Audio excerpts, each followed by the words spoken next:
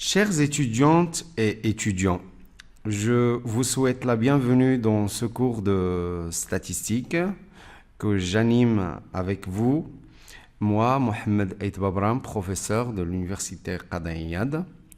Alors, c'est un cours qui est destiné principalement aux étudiants en BCG, biologie, chimie, géologie, et bien évidemment quelques filières d'ingénierie, notamment génie civil, génie de matériaux, réseau informatique et système d'information et énergies renouvelables. Mais n'empêche quand même que c'est un contenu qui peut être partagé avec d'autres disciplines, notamment à l'ENCG, en marketing et bien sûr à la faculté des sciences juridiques dans des disciplines en management, et etc., etc., et en économie.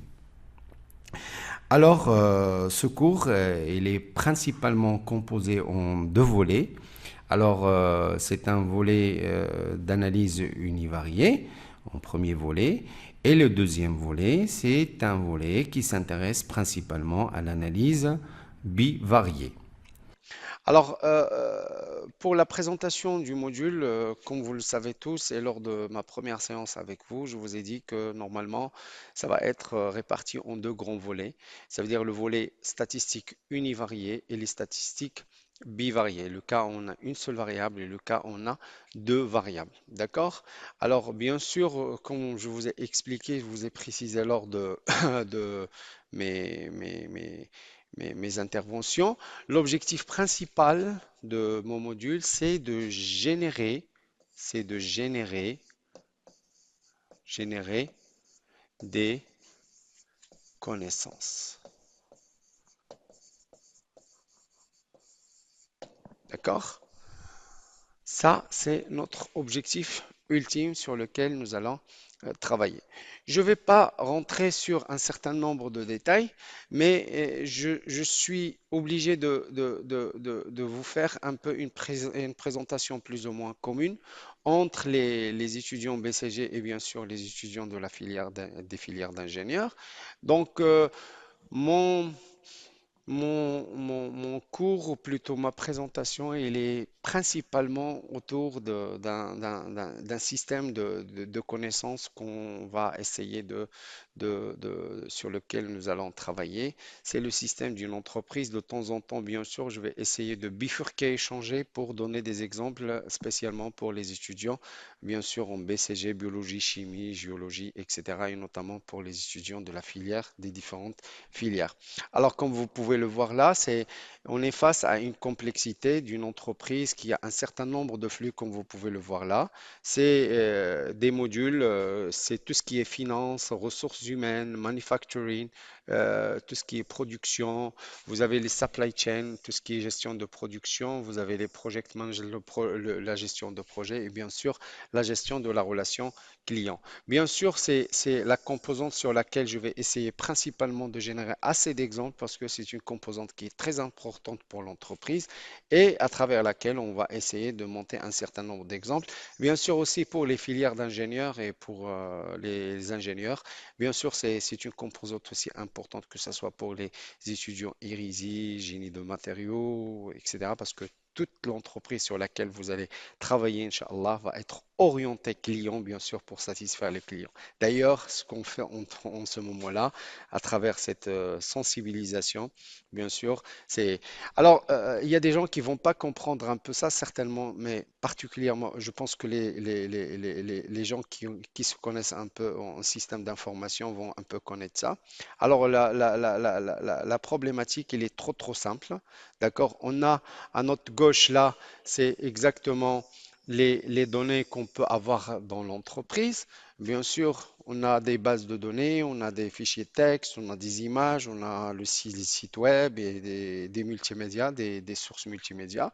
Bien sûr, on va essayer d'intégrer toutes les données ici à travers certainement pour les étudiants informaticiens, on fait appel à des intergiciels, notamment les ETL, Extract, Transform, Load, pour alimenter une base de données, d'accord, qu'on appelle les data warehouse ou bien les entrepôts de données. Et bien sûr, c'est une structure assez simple et assez intelligente et qui permet un peu de structurer toutes les données afin de générer un certain nombre d'informations sous forme de cubes OLAP ou bien ce qu'on appelle des data marts par métier et bien sûr des tableaux ou bien des vues pour les étudiants informaticiens, eux, ils vont comprendre. Mais on est tous d'accord sur une chose et tout le monde est d'accord sur une chose, que l'objectif final de toutes les données, c'est d'essayer de générer ce qu'on appelle des tableaux de bord. C'est exactement cette phase. C'est la phase la plus importante, c'est la dernière couche.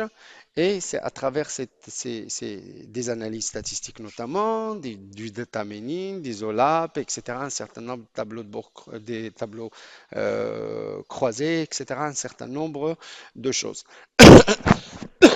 Pardon. Alors,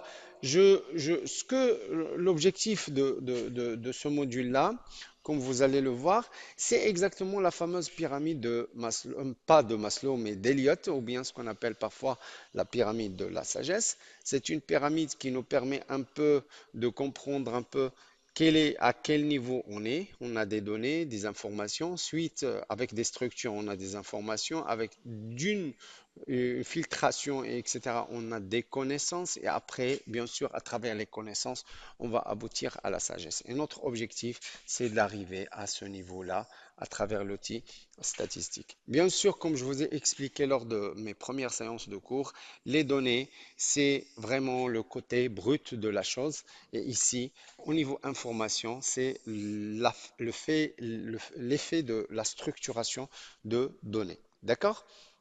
Alors, je pense que ça, c'est notre objectif principal. Alors, les connaissances, comme je vous ai dit l'autre fois, lors de mes premières séances, on distingue trois types de connaissances, notamment les connaissances numériques, les connaissances graphiques ou bien les connaissances tabulaires. Lors de nos cours, nous avons essayé de traiter un certain nombre d'exemples que pour des cas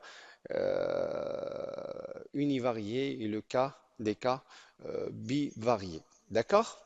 Alors, l'exploitation des données, comme vous pouvez le voir là, il y a la loupe là sur une banque de données où j'ai illustré ici par des fichiers, des papiers qui sont entassés comme ça.